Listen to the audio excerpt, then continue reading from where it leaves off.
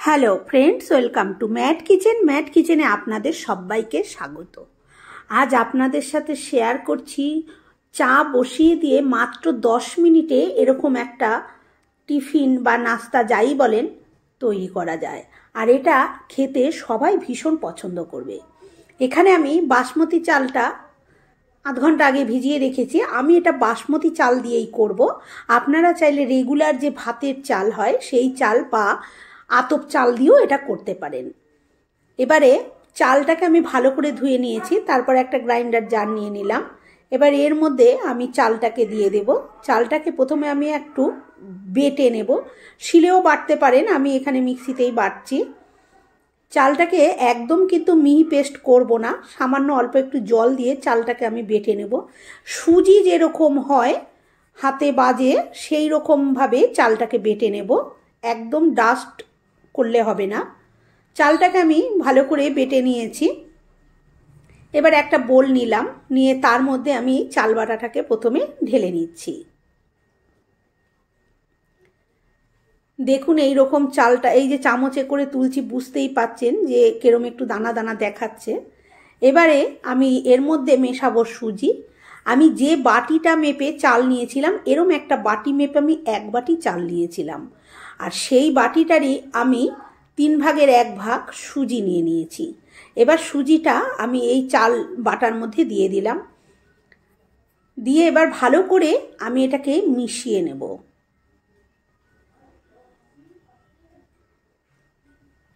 ভীষণই সহজ রেসিপি, খুব তাড়াতাড়িও হয়ে যায়, মাত্র 10 মিনিটেই হয়ে যায়, আর যে কেউই খেতেও পারে, পেটটাও ভরে থাকে। বাচ্চাদের টিফিনেও আপনারা এটা দিতে পারেন।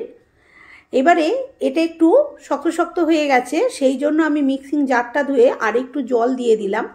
আমি এই সময় বেশ খানিকটা জল দিয়ে দিয়েছি যাতে আমার পরে আর জল না লাগে, আর আপনারা চাইলে এখন অল্প জল দিয়েও রাখতে পারেন। এবারে দিয়ে দিলাম স্বাদ মতন একটু লবণ, দিয়ে আবার ভালো করে মিশিয়ে নিয়ে এবার আমি ঢাকা দিয়ে দেব। আর আপনারা চাইলে এখানে জলটা এতটা না দিয়ে অল্প দিয়ে রেখে দিয়ে পরে আবার জলটা ব্যবহার করতে পারেন। আমি একবারেই দিয়ে দিয়েছি। এবারে আমি একটা তড়কা রেডি করে নেব। প্রথমে একটা তড়কা প্যান বসিয়ে দিলাম, তাতে আমি এখানে 2 টেবিল চামচ সর্ষের তেল ব্যবহার করেছি। এবারে তাতে দিয়ে দিচ্ছি আমি হাফ চা চামচ কালো সর্ষে, আর একটা শুকনো লঙ্কা, আর 1 টেবিল চামচ বিউলির ডাল, আর দিয়ে দিলাম কুচিয়ে নিয়ে কারি পাতা। আমি এখানে বিউলির ডাল ব্যবহার করেছি, আপনারা চাইলে এখানে একটু ছোলার ডালও ব্যবহার করতেই পারেন। মিনিট 20 পর আমি ঢাকনাটা খুলে নিয়েছি। খুলে নিয়ে ভালো করে একটু নেড়ে নিলাম। এবার এই যে তড়কাটা দিয়ে নিয়েছিলাম, তড়কাটা এর মধ্যে দিয়ে আমি মিশিয়ে নেব। দিয়ে দিচ্ছি আরও কিছু, সাথে দিয়ে দিচ্ছি বেশ কিছুটা কাঁচা পাকা লঙ্কা কুচিয়ে নিয়েছি। ঝালটা অবশ্যই নিজেদের স্বাদ অনুযায়ী দেবেন, বাচ্চারা খেলে ঝালটা অ্যাভয়েড করবেন। আর দিয়ে দিলাম বেশ কিছুটা ধনে পাতা কুচি। এবারে সমস্ত কিছু খুব ভালো করে এইভাবে মিশিয়ে নেব। মিশিয়ে আমি একটা ব্যাটারের মতন তৈরি করে নেব, যাতে একটু থকথকে হয়, মানে একদম পাতলা না হয়, সেইটার দিকে খেয়াল রাখতে হবে। ওই জন্যই বলছি জলটা প্রথমে না দিয়ে 20 মিনিট রেখে দিলে সুজিটা অনেকটা ফুলে যাবে, তারপরেও আপনারা জলটা ব্যবহার করতে পারেন। এবারে যখন আমি এটা তৈরি করব ঠিক তার আগে আমি একখানা ইনো এখানে দিয়ে দিলাম, তার মধ্যে 2 ফোঁটা জল দিয়ে দিলাম। দেখুন কিরকম ফার্মেন্ট হতে শুরু করেছে। এবারে খুব ভালো করে আমি এটাকে ফেটিয়ে নিচ্ছি। ফেটানোটা খুব ভালো করে ফেটিয়ে নিতে হবে। ভালো করে আমার ফেটানো হয়ে গেছে। এবারে এটাকে আমি বেক করে নেব। তার জন্য আমি একটা এরকম স্টিলের থালা নিয়েছি। এবার তার মধ্যে আমি একটু তেলটা ব্রাশ করে নেব। আমি এরকম স্টিলের পাত্রে করছি, আপনারা আপনাদের যদি অন্য রকম পাত্র থাকে তাতেও করতে পারেন, সিলভারের পাত্রেও করতে পারেন। তেলটা খুব ভালো করে চারপাশে এইভাবে আমি ব্রাশ করে দিচ্ছি। দিয়ে যে ব্যাটারটা তৈরি করে রেখেছিলাম, এবার ওই থালার মধ্যে ব্যাটারটাকে আমি ঢেলে দেব।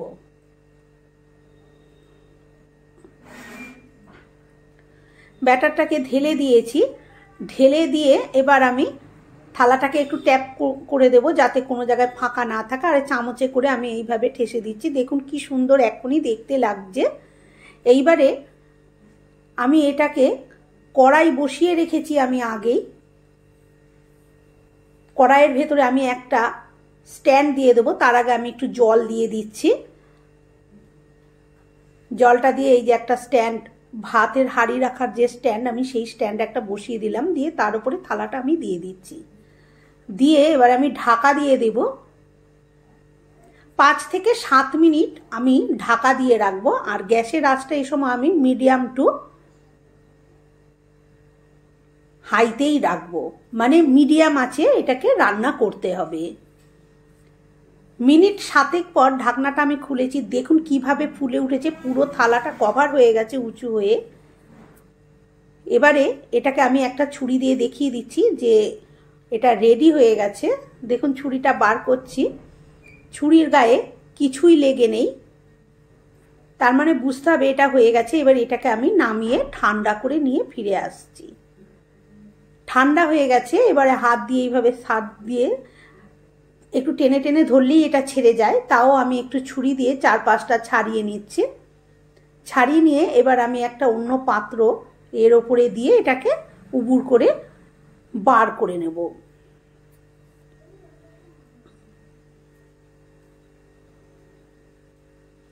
এইভাবে উল্টে দিলেই, এটা একটু ট্যাপ করে দিলে এটা দেখুন অনায়াসে এই যে বেরিয়ে এসেছে। এবং থালার গায়ে কিছুই লেগে নেই, এই যে কত সুন্দরভাবে বেরিয়ে এসেছে।